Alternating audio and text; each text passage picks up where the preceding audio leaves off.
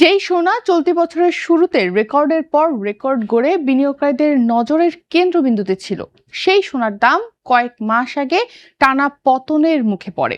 আন্তর্জাতিক বাজারে উচ্চ মূল্যস্ফীতি, সুদের হার নিয়ে উদ্বেগ এবং শক্তিশালী ডলারের চাপে জানুয়ারির রেকর্ড উচ্চতা থেকে সোনার দাম 21% বেশি কমে যায় এরপর।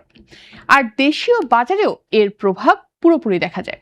বছরের শুরুতে 22 ক্যারেটে প্রতি ভরি সোনা দেশের বাজারে 2,24,182 টাকায় বিক্রি শুরু হলেও পরবর্তীতে কয়েকদিন আগে 4 দফায় একমাত্র স্মার্ট সিটি বসুন্ধরা, আধুনিকতায় এক ধাপ এগিয়ে। মোট 19,771 টাকা কমে সোনার দাম নেমে আসে 2,18,350 টাকায়। এতে অনেকের ধারণা ছিল সোনার বাজারে বড় ধরনের সংশোধন শুরু হয়েছে এবং দাম আরো কমতে পারে। তবে সেই পরিস্থিতি দীর্ঘদিন স্থায়ী হয়নি। মধ্যপ্রাচ্যের ভূরাজনৈতিক পরিস্থিতির পরিবর্তন, ডলারের দুর্বলতা এবং সুদের হার নিয়ে বাজারের প্রত্যাশা বদলে যাওয়ায় আন্তর্জাতিক বাজারে আবারও সোনার চাহিদা বাড়তে শুরু করে, আবার সোনার দামও বাড়তে শুরু করে। এর প্রভাব বাংলাদেশেও পড়তে শুরু করে। ধারাবাহিক মূল্যবৃদ্ধির ফলে বর্তমানে দেশে 22 ক্যারেটে প্রতি ভরি সোনার দাম বেড়ে 2,30,422 টাকায় পৌঁছেছে, যা বছরের শুরুর দামকেও ছাড়িয়ে গেছে। এখন প্রশ্ন হচ্ছে, সোনার দাম সামনে কোন দিকে যেতে পারে? সোনার দাম বাড়বে নাকি কমবে? বিশ্লেষকদের মতে স্বল্প মেয়াদে সোনার দামের গতিপথ অনেকটাই নির্ভর করবে যুক্তরাষ্ট্রের সুদের হার, ডলারের শক্তি এবং মধ্যপ্রাচ্যের পরিস্থিতির ওপর। যদি যুক্তরাষ্ট্র ইরান শান্তি উদ্যোগ সফল হয়, তেলের দাম নিয়ন্ত্রিত থাকে এবং বৈশ্বিক অর্থনীতিতে স্থিতিশীলতা ফিরে আসে, তাহলে সোনার দাম কিছুটা চাপের মুখে আবারও পড়তে পারে।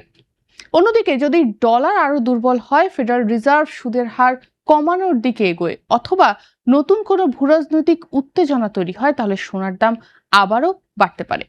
অনেক বিশ্লেষক মনে করছেন দীর্ঘমেয়াদে বৈশ্বিক ঋণের বোঝা, বাজেট ঘাটতি এবং আর্থিক ব্যবস্থার ঝুঁকির কারণে সোনার প্রতি চাহিদা শক্তিশালী অবস্থানেই থাকবে, অর্থাৎ সোনার দাম বাড়বে। ফলে বর্তমান পরিস্থিতিতে স্বল্প মেয়াদে সোনার দামের একটা ওঠানামা থাকলেও দীর্ঘমেয়াদে সোনার বাজারে ঊর্ধ্বমুখী প্রবণতা পুরোপুরি শেষ হয়ে গেছে এমনটা বলার কোনো প্রকার সুযোগ নেই। বরং সাম্প্রতিক মূল্যবৃদ্ধি দেখাচ্ছে বড় সংশোধনের পরও সোনা এখনো বিনিয়োগকারীদের অন্যতম পছন্দের নিরাপদ সম্পদ হিসেবেই রয়ে গেছে। এ বিষয়ে স্বর্ণ বিশ্লেষক জেফ ক্লার্ক মনে করছেন, কিছুদিন আগে সোনার দামের যে পতন ছিল সেটা কোনো দীর্ঘমেয়াদী ঊর্ধ্বমুখী প্রবণতার সমাপ্তি ছিল না। তার মতে এই পরিস্থিতিটা অনেকটা ছিল 1970-এর দশকের ঐতিহাসিক স্বর্ণবাজারের মতো, যখন বড় ধরনের সংশোধনের পর সোনার দাম আবারও শক্তিশালীভাবে ঘুরে দাঁড়িয়েছিল। তিনি এই পতনকে আতঙ্কের নয়, বরং দীর্ঘমেয়াদে বিনিয়োগকারীদের জন্য একটি সংশোধনকাল হিসেবেই ব্যাখ্যা করেছিলেন। বাজারের বর্তমান পরিস্থিতি বলছে সোনার ভবিষ্যৎ নিয়ে অনিশ্চয়তা এখনো কাটেনি। আন্তর্জাতিক বিনিয়োগ ব্যাংক জেপি মর্গানের বিশ্লেষকদের মতে সাম্প্রতিক মাসগুলোতে সোনার দাম কিছুটা স্থবির থাকলেও দীর্ঘমেয়াদে এর সম্ভাবনা এখনো শক্তিশালী। প্রতিষ্ঠানটি পূর্বাভাস দিয়েছে 2026 সালের শেষ প্রান্তিকে প্রতি আউন্স সোনার গড় দাম $6,000 পৌঁছাতে পারে এবং 2027 সালের শেষে তা $6,300 কাছাকাছি পর্যন্ত যেতে পারে। যদি যুক্তরাষ্ট্র ইরান শান্তি উদ্যোগ সফল হয়, যুদ্ধ পরিস্থিতি পুরোপুরি থেমে যায় এবং হরমুজ প্রণালীতে জাহাজ চলাচল স্বাভাবিক থাকে, তাহলে তেলের দাম আরো অনেকটা কমতে পারে। এতে মূল্যস্ফীতি নিয়ে উদ্বেগ কমবে এবং যুক্তরাষ্ট্রের কেন্দ্রীয় ব্যাংক ফেডের ওপরও সুদের হার বাড়ানোর চাপটা কমবে। এমন পরিস্থিতিতে সোনার জন্য ইতিবাচক হতে পারে, অর্থাৎ সোনার দাম আবারও বাড়তে পারে। সেক্ষেত্রে আন্তর্জাতিক বাজারে সোনার দাম আবারও 5 থেকে 15% পর্যন্ত বাড়তে পারে। সেই হিসাবে জেপি মর্গানের পূর্বাভাস অনুযায়ী আগামী 12 থেকে 18 মাসে যদি সোনার দাম আবারও $5,000 থেকে $6,000 দিকে এগোয়, তাহলে বাংলাদেশের বাজারেও নতুন রেকর্ড তৈরি হতে পারে। সেক্ষেত্রে দেশে 22 ক্যারেটের প্রতি ভরি সোনার দাম 2,40,000 থেকে 2,90,000 টাকার মধ্যে যাওয়ার সম্ভাবনা একদম উড়িয়ে দেওয়া যায় না। অন্যদিকে যদি যুদ্ধ আবারও তীব্র হয়, হরমুজ প্রণালীতে নতুন করে সংকট দেখা দেয় এবং তেলের দাম দ্রুত বাড়তে শুরু করে, তাহলে মূল্যস্ফীতির আশঙ্কা আবারও বাড়বে। ফলে বাজারে ধারণা তৈরি হতে পারে যে ফেড সুদের হার দীর্ঘ সময় উঁচু রাখবে বা আরো বাড়াতে পারে। এমন পরিস্থিতিতে সোনার ওপর চাপ সৃষ্টি হতে পারে। সেক্ষেত্রে আন্তর্জাতিক বাজারে সোনার দাম 5 থেকে 15% পর্যন্ত কমতে পারে এবং দেশের বাজারে প্রতি ভরি সোনার দাম 2,10,000 থেকে 2,20,000 টাকার মধ্যে নেমে আসতে পারে।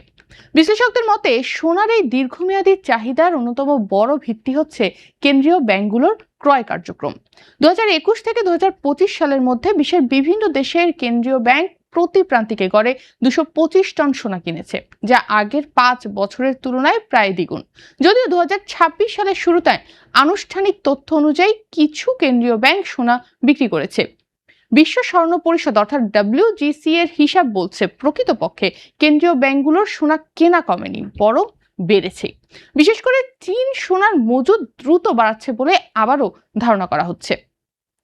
এছাড়া চীনের বড় বীমা কোম্পানিগুলোকে তাদের সম্পদের একটি বড় অংশ সোনায় বিনিয়োগের অনুমতি দেওয়াও বাজারে নতুন চাহিদা তৈরি করতে পারে। বিশ্লেষকদের মতে এই চাহিদা সোনার দামের জন্য একটি শক্তিশালী ভিত্তি তৈরি করছে। তবে ঝুঁকিও রয়েছে। যদি যুক্তরাষ্ট্রের অর্থনীতি শক্তিশালী থাকে, কর্মসংস্থান বাড়তে থাকে এবং মূল্যস্ফীতি আবারও ত্বরান্বিত হয়, তাহলে ফেডারেল রিজার্ভ সুদের হার আরো বাড়াতে পারে। সেক্ষেত্রে সোনার উপর নতুন করে চাপ তৈরি হবে, কারণ উচ্চ সুদের পরিবেশে বিনিয়োগকারীরা সাধারণত বন্ড ও অন্যান্য সুদভিত্তিক সম্পদের দিকে ঝুঁকে পড়েন। ফলে স্বল্পমেয়াদে সোনার দামে ওঠানামা অব্যাহত থাকতে পারে। কিন্তু কেন্দ্রীয় ব্যাংকগুলোর ক্রয়, ভূরাজনৈতিক অনিশ্চয়তা, বৈশ্বিক ঋণের বোঝা এবং মুদ্রার ক্রয় ক্ষমতা কমে যাওয়ার আশঙ্কার কারণে অধিকাংশ বিশ্লেষক এখনো দীর্ঘমেয়াদে সোনার বাজার নিয়ে আশাবাদী। তাই সাম্প্রতিক উত্থানকে অনেকেই নতুন বুলিশ চক্রের সম্ভাব্য সূচনা হিসেবে দেখছেন। যদিও পথে আরো কিছু সংশোধন দেখা যেতে পারে, তখন সোনার দামও আবারও কমতে পারে।